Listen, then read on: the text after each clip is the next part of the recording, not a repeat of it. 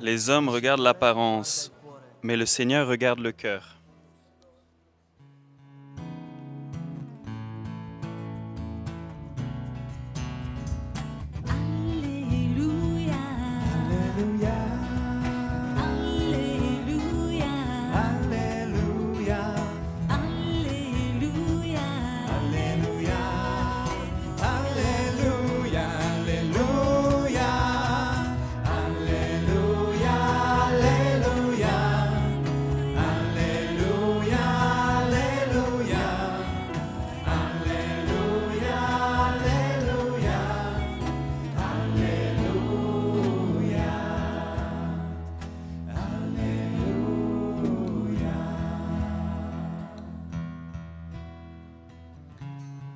Il Signore sia con voi.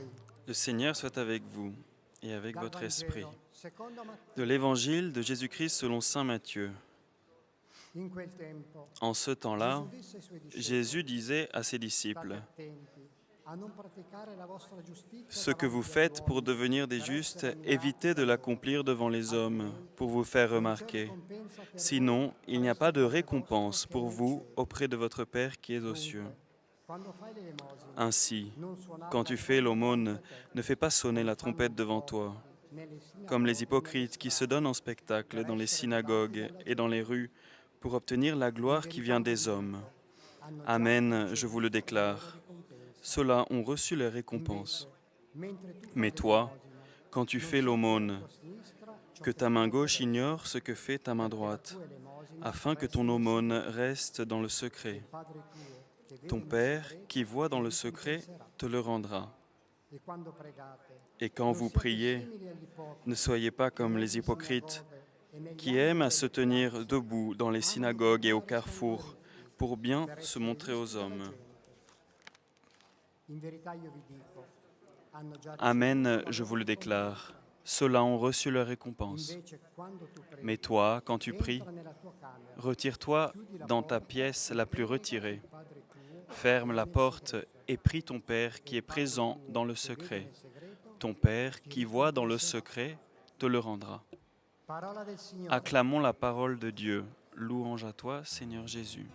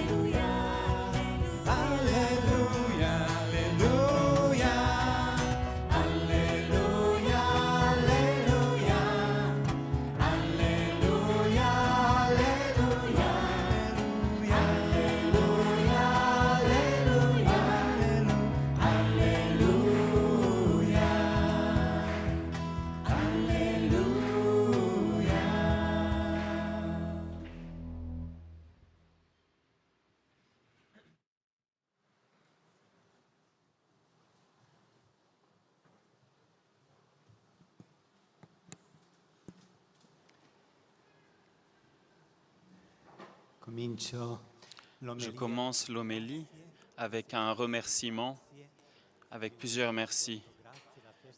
Je m'unis à vos remerciements. La fête est pour vous. Que c'est beau de revoir, nous l'avions déjà vu en communauté, le film avec le pape François, que c'est beau de le voir aujourd'hui avec l'intervention des garçons et filles. Merci à vous tous. Merci à Mère Elvira qui a laissé opérer en elle la grâce de Dieu. Merci à Père Stefano, à tous les prêtres qui sont ici présents, à tout le travail que vous avez fait pour organiser cette fête. Et un grand merci également à qui fait le travail des traductions. Je salue tout le monde.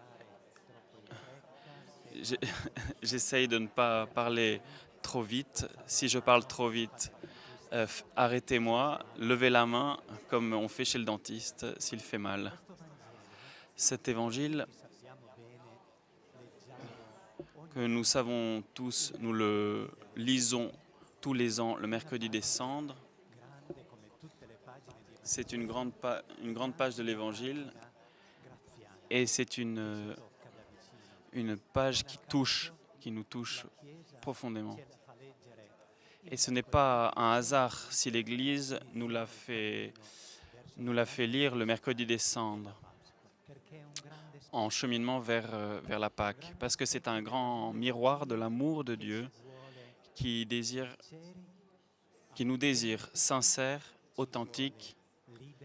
Il nous veut libres, il nous veut fils qui perçoivent l'amour de Dieu. Alors je m'arrête un instant avec vous pour commenter ces aspects. Jésus qui est un merveilleux observateur et qui connaît le cœur de tous, devait être triste quand il voyait le mal. Parce que qui est saint, quand il voit le mal, il ne critique pas, il ne juge pas, il ne pointe pas le doigt, mais il souffre et il aime encore plus. Et quand Jésus croisait le mal, il commençait dans son cœur à porter la croix. Il souffrait. Et Jésus, en constatant, comme surtout les chefs, pas tous, mais une partie des pharisiens, des scribes, des anciens, cherchaient continuellement l'admiration de la foule des gens, la chasse aux applaudissements, le désir d'être glorifié, admiré, estimé, et disons-le dans un mode vulgaire, d'être des ballons gonflés. Et Jésus devait souffrir beaucoup à l'intérieur. Et alors Jésus nous reprend. Il nous reprend parce que si nous sommes sincères, si nous donnons trop de poids à ce que pensent les gens de nous. Nous aussi, de temps en temps, nous cherchons les applaudissements. Parfois, nous nous applaudissons nous-mêmes. Le narcissisme. Jésus nous rappelle concrètement que c'est important de vivre libre. Il nous rappelle avec sa propre vie. D'abord avec les paroles. Regardons la vie de Jésus. Jésus n'a jamais cherché les applaudissements. Jamais. 30 ans à Nazareth, personne ne s'est rendu compte que là, il y avait l'enfant, le Fils de Dieu. Jésus n'est jamais monté sur l'estrade, il n'a jamais fait de spectacle pour dire « Regarde que je suis le Messie ». Et qu'est-ce qu'il faisait, Jésus, quand il priait? Comme c'est écrit dans l'Évangile sur sa vie publique. Il se levait tôt le matin ou disparaissait la nuit, il s'isolait et il s'immergeait dans l'amour du Père, loin des regards de tous. Pas pour se cacher, parce que en Jésus il n'y avait rien d'artificiel, mais pour être dans le secret du Père et se retirer des regards curieux qui voulaient l'admirer, applaudir et ensuite critiquer. Jésus a passé des nuits entières en prière et l'Évangile nous le fait percevoir. Jésus a un profil bas, il ne fait pas de spectacle en faisant des miracles. Il désire manifester combien Dieu aime prendre soin des petits, des pauvres, des personnes blessées, comme nous tous. Mais quand il sent que quelqu'un cherche à l'applaudir, il s'en va. Jésus s'intéresse à deux choses. Vivre dans la communion avec le Père, s'intéresser au Père, lui qui est le Fils. La deuxième chose, semer le bien, la guérison, la libération, le pardon. Seulement cela intéresse Jésus, non les apparences, non l'estime, rien d'autre. Quelle école? Quelle école que celle de Jésus. Et Jésus nous rappelle sur cela. J'ai beaucoup médité cette page de l'Évangile, pas seulement maintenant, mais toutes les fois que dans la carême, le premier jour du carême, nous la rencontrons. Parce que elle me fait souffrir, parce que moi aussi, de temps en temps, je cherche l'admiration. Nous, les prêtres qui sommes beaucoup exposés, nous avons cette tentation. Mais vous l'avez également, vous tous. Si nous sommes sincères, parfois, nous désirons les applaudissements. Jésus nous comprend et ne se scandalise pas, mais il nous rappelle sur cela.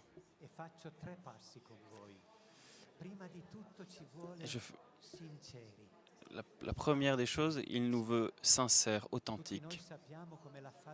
Nous savons combien la fausseté empoisonne l'âme et les rapports. Qui fait confiance à une personne lorsqu'on se rend compte qu'elle est fausse? Parce que la fausseté détruit la confiance dans les rapports. C'est pour cela que Jésus nous désire authentiques et sincères. Pour construire quelque chose d'authentique humainement et religieusement, il faut partir de cet extrait, de l'authenticité, de la sincérité. Pour apprendre à prier, la première chose, c'est d'être sincère. Seigneur, je suis un pauvre. Seigneur, je suis un pauvre.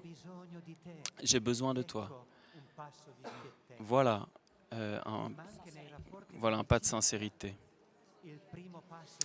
L'amitié, c'est pareil. Le premier pas de l'amitié, c'est d'être sincère, ouvrir son cœur, dire ce que je suis vraiment et accueillir l'autre pour ce qu'il est. La sincérité construit une vie solide. Il y a une rencontre dans l'Évangile qui toujours m'enchante. Dans l'Évangile de Saint Jean, quand Jésus appelle les premiers disciples, Andrea, Pierre, puis Philippe. Philippe court vers Nathanaël et lui dit « Nous avons trouvé le Messie, Jésus, fils de Joseph de Nazareth, et nous savons tous la réponse de Nathanaël. Bartholoméo, quelque chose de bon peut sortir de Nazareth. Et là, on sent vraiment le jugement qu'il y a de Nazareth. Que Nazareth est au nord, à la frontière des régions païennes. C'était un village avec une mauvaise notoriété. Et Nathanaël accepte tout de même d'aller voir Jésus. Et Jésus, lorsqu'il le voit, il fait un des plus beaux compliments de l'Évangile. Il aurait pu dire « Qu'est-ce que tu es une brute ?» Et au contraire, il reconnaît la perle qu'est cet homme. Voilà un Israélite dans lequel il n'y a aucune fausseté. Et ça deviendra un des 12. Jésus sait bien que où est-ce qu'il y a la sincérité, ici, on construit sur quelque chose de solide. Nathanaël devra cheminer beaucoup, comme tous les autres disciples et comme nous tous, mais une base de sincérité. Ce qu'il pense à l'intérieur de lui, il le dit. Et ce n'est pas artificiel. Jésus le regarde dans les yeux et l'appelle et en fera un saint apôtre. Voilà le premier don que désire nous faire l'amour de Dieu, en dénonçant notre soif d'admiration, la sincérité, pour devenir des hommes et des femmes vrais. En ce temps, nous avons beaucoup porté les masques, ils sont utiles, mais les masques derrière lesquels on se cache ne sont pas utiles. Qui sait combien de fois Mère Elvira nous l'a dit? On retire les masques si on veut construire quelque chose de sain pour notre vie. Jésus désire nous faire un second cadeau, la liberté. Pourquoi je dis la liberté? Parce que quand on donne trop de poids aux yeux des autres, à ce que les gens pensent de nous, disent de nous, nous finissons esclaves. Nous finissons esclaves. Et nous finissons remplis de peur parce que nous avons toujours peur que quelqu'un dise quelque chose de mal ou que quelqu'un nous voit comme nous le sommes réellement. Et nous tous, nous avons cette peur que quelqu'un voit vraiment comme nous sommes, qu'il voit nos pauvretés, nos misères, quand on n'a rien à défendre. Et si nous donnons trop d'importance, trop de poids aux yeux des autres, nous finissons par vivre seulement de peur, le désir de plaire à tout le monde. Nous devenons des personnes confuses. À un certain point, nous ne savons plus qui nous sommes. Nous avons besoin d'élever notre regard vers le haut, aux yeux de Dieu. Ces oui nous donnent la liberté parce que les yeux de Dieu ne se scandalisent de rien.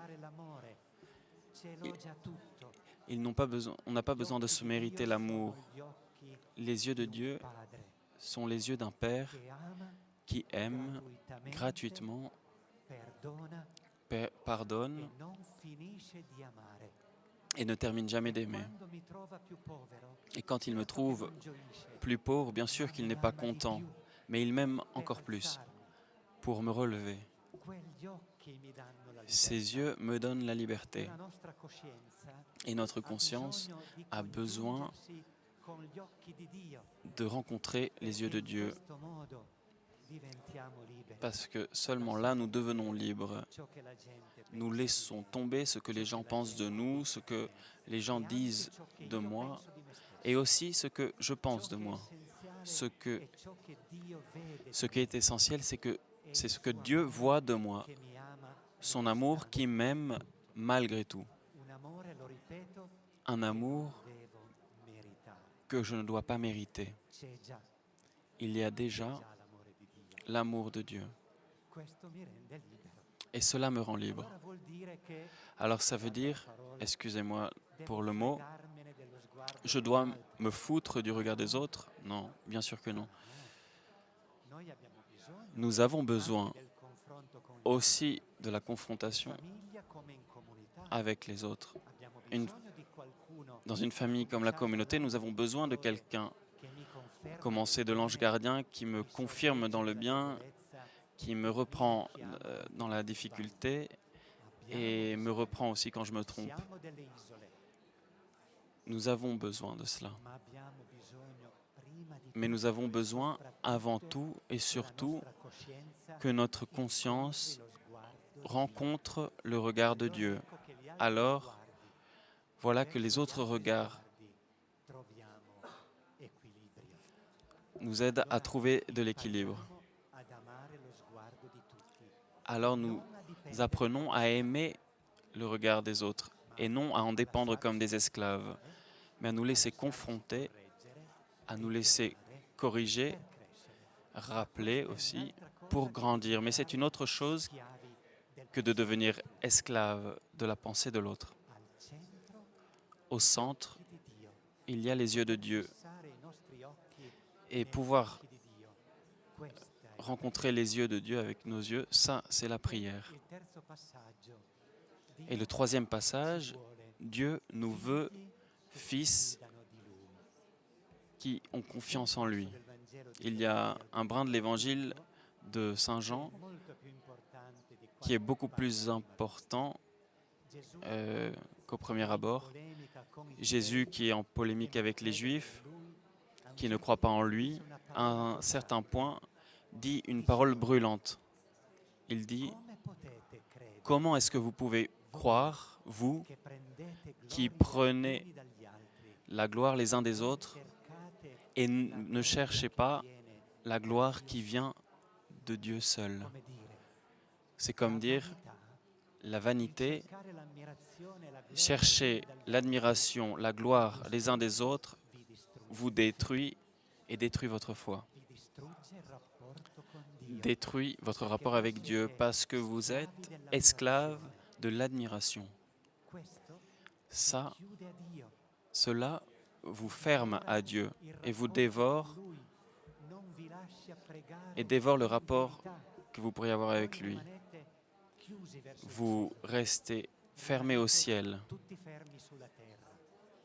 Vous êtes arrêté. Vous avez une récompense maigre. Qu'est-ce que représentent 3 applaudissements basés sur l'apparence?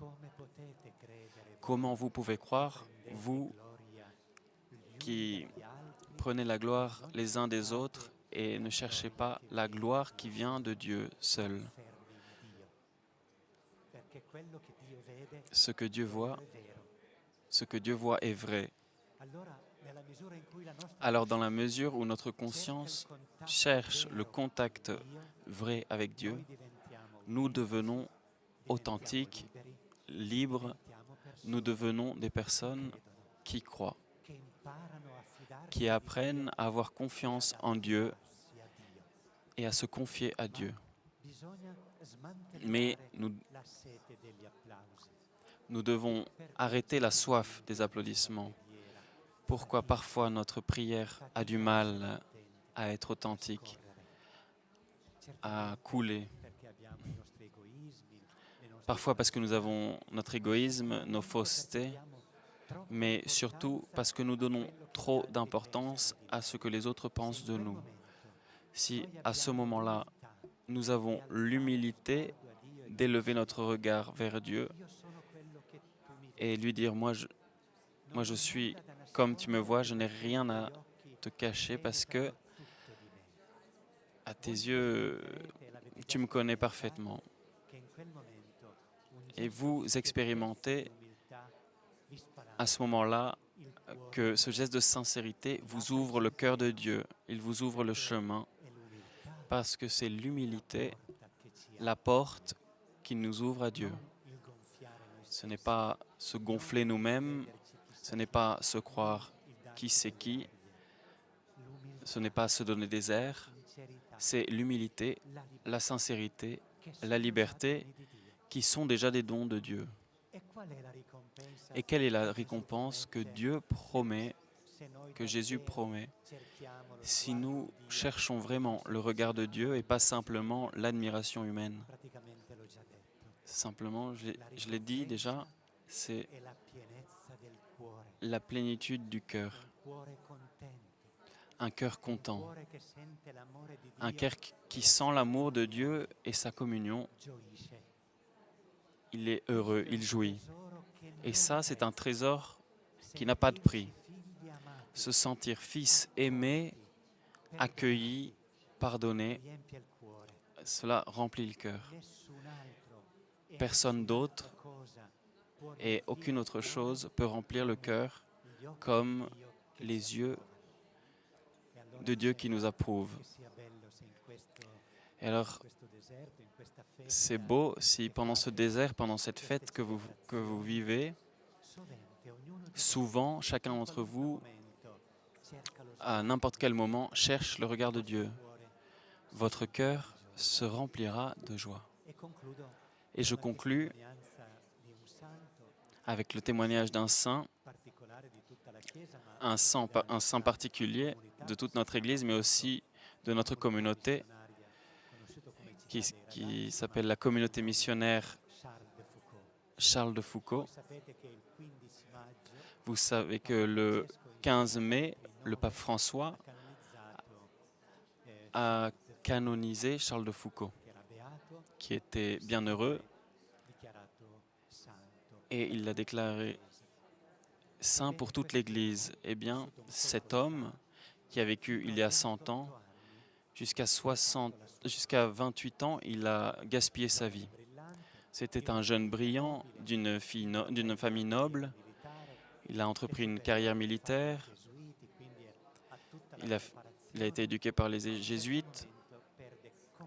Et à certains moments, il perd la foi et commence à vivre d'apparence, comme ce que les Français appellent la plègue. Il cherchait l'admiration des amis. Il voulait briller en tout, dans les fêtes, en ayant de belles femmes, de belles amoureuses. Mais c'était une vie qui le rendait toujours de plus en plus triste. Il l'écrira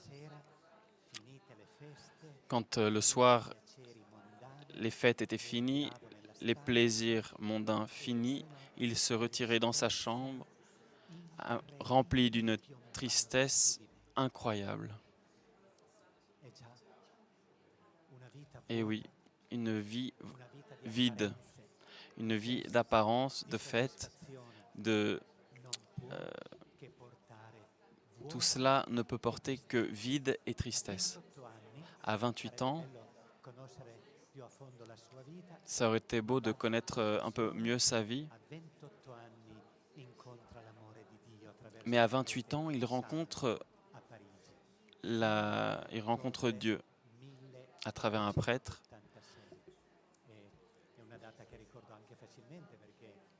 En 1886, en octobre 1886.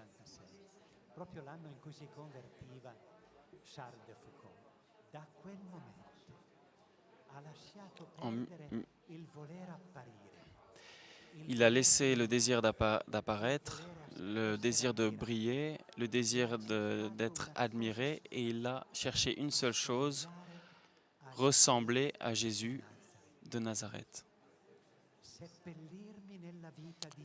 S'enterrer dans la vie de Jésus. 7 ans de vie monastique, 3 ans à Nazareth, en cherchant seulement Jésus, les yeux de Jésus. Et il a passé de très longues heures avec le regard fixé sur le tabernacle, jusqu'à 8 heures par jour quand il était à Nazareth, dans les yeux de Jésus à travers l'Eucharistie et l'Évangile, et un calepin sur lequel il écrivait ses pensées, les pensées inspirées par l'Esprit Saint et l'Évangile. Et après les 15 dernières années, il devient prêtre, et les 15 dernières années, il les vit en Algérie avec les populations nomades, parce que le désir de ressembler à Jésus lui remplit le cœur d'amour fraternel. Et il va parmi les peuples perdus, qui n'a jamais entendu parler de Jésus. Lui n'en parle pas non plus, mais il le montre avec la vie, une vie de bonté, d'amitié, d'accueil, d'adoration. Et cela consume sa vie jusqu'à devenir aimé et estimé par ces gens musulmans qui considéraient de très mauvaise manière les Français, parce que c'était une colonie française, mais lui, noble, militaire, donc coloniste, français, est tellement descendu pour se faire aimer de tous. Il a crié l'Évangile avec sa propre vie. Voilà ce que peut faire la grâce de Dieu lorsque nous mettons à part notre désir d'être admiré, et en fixant notre regard sur l'amour de Jésus, de Dieu. Lui fait des œuvres, des chefs-d'œuvre. Et il est déjà en train de le faire parmi nous. Demandons au Seigneur d'avoir toujours plus un regard d'amour sur Jésus, pour nous laisser aussi transpercer par son amour. C'est cela qui nous guérit et nous libère.